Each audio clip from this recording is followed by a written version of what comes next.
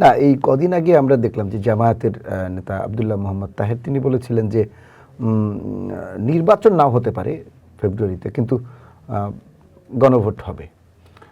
তো সেই রকম একটি প্রেক্ষাপটে আসলে বিএনপির সাথে এই সমঝোতাটা আসলে, এই যে উনি যে বক্তব্যটা দিয়েছেন, নিশ্চয়ই তার কাছে কোনো তথ্য আছে, তথ্যের ভিত্তিতেই বলেছেন।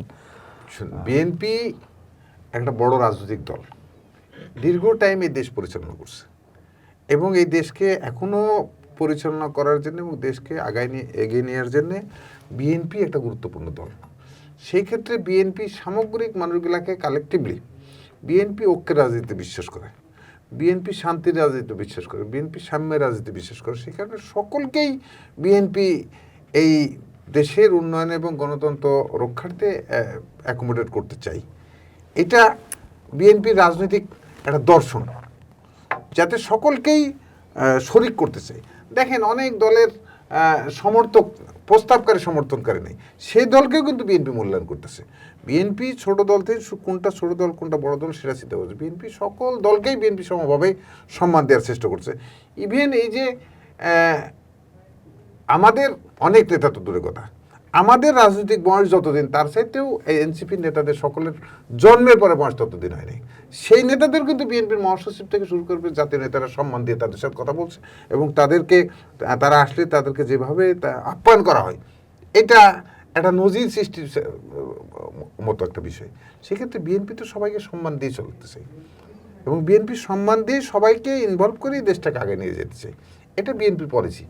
এখন আপনার বিভিন্ন দল বিভিন্ন সময় বিভিন্ন কথা বলছে। আপনি বলেন যে গণভোটের কথা বলছে, গণভোটের যে কথা বলছে, গণভোট কিসের পর গণভোট হবে পাবলিক জানে? কোন কোন দফার পরে গণভোট হবে পাবলিক জানে? এখনো স্পষ্ট করা হয়নি। এবং আমি শুনছি সেদিনকে আমাদের ওই প্রেস কনফারেন্সে 48টা পয়েন্টের উপরে গণভোট দিবে। এই 48টা পয়েন্ট কি জনগণ কি জানে কোনটা কোনটা? জনগণকে বলে দেব যে হ্যাঁ ভোট দেন, না না ভোট দেন। এটা তো জনগণের সাথে একটা ব্ল্যাকমেলিং করা ছাড়া আর কিছু নেই। মানে আমার স্বার্থের পরিপন্থী কোনো বিষয় আসলে বা আমার সুবিধার জন্য আমি যখন এক এক সময় কখনো বলছি পিআর পদ্ধতি, কখনো বলছি গণভোট, কখনো বলছি এই। শুনেন, বাংলাদেশের এই সব করতে যায়, বাংলাদেশের সবচাইতে বেশি ক্ষতিগ্রস্ত তারা করছে। 86 সালে একবার তারা নির্বাচন করতে গেছে দেশের ক্ষতি হয়েছে।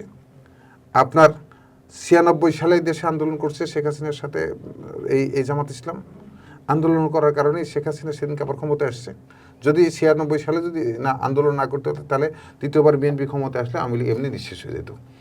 আপনি এরপরে আসেন 2008 সালে নির্বাচনে বিএনপিকে বাধ্য করছে তারা নির্বাচনে যাওয়ার, চাপ প্রয়োগ করে জোটের কারণে নির্বাচনে গেছে, যার কারণে গেছে 17 বছর এই দেশকে গণতন্ত্র শূন্য হয়েছে এবং তাদের বহু নেতার ফাঁসি হয়েছে। আগামী দিনে যদি এরকম বারবার বিভিন্ন কোর্ট চেঞ্জ করে, তাহলে পরিণতি, এখন যেমন কথা বলতে পারছে, কথাতে বলতে পারতো না, অনেক সময় বেগম খালেদা জিয়ার গাড়ির পিছনে দিয়ে পালায় যেতে হয়েছে মিটিং থেকে।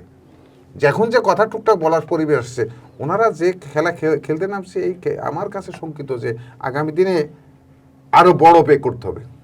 কারণ হাসিনা আবার নতুন করে শিক্ষা নিয়ে কিন্তু এই জায়গায় হাসিনাকে আসার চেষ্টা করছে। তো যদি কোনো কারণে যদি এদের এইসব আমাদের বর্তমানে বাংলাদেশে যে সব রাজনৈতিক দলগুলি আছে, সেই দলগুলির বিভিন্ন অপকৌশলের কারণে তো ওরা আসার সুযোগ বিগত দিনগুলোতে পেয়েছে। তো 96 সালে আন্দোলন না করলে, হাসিনার সাথে আন্দোলন না করলে কিন্তু হাসিনা দ্বিতীয়বার ক্ষমতা 96 সালে ক্ষমতা আসতে পারে না। ক্ষমতায় 96 সালে না আসলে এমনি আওয়ামী লীগ শেষ হয়ে যায়। আপনার 8 সালে যদি সেই সময় যদি তারা যদি নির্বাচনের জন্য বিএনপিকে যদি চাপ দিয়ে বাধ্য না করতো জোটের কারণে, তাহলে তো আজকে 17 বছর আওয়ামী লীগ ক্ষমতায় থাকতো না, তাহলে এত বাংলাদেশের মানুষের এত ক্ষয়ক্ষতি হতো না এবং হাসিনা এতদিন থাকতে পারতো না। তো সেই কারণে আমি সকল রাজনৈতিক দলকে বলবো যে চিন্তা করে কথা বলতে হবে।